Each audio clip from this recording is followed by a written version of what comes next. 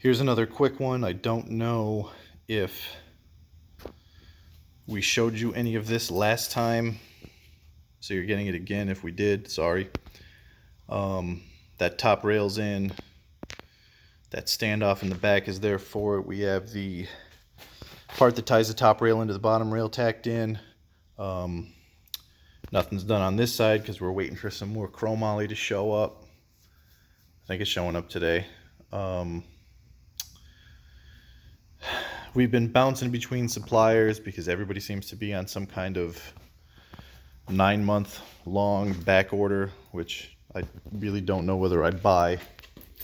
But we got that tacked in. There's going to be a bar triangulating that. There's going to be another bar triangulating this coming up here.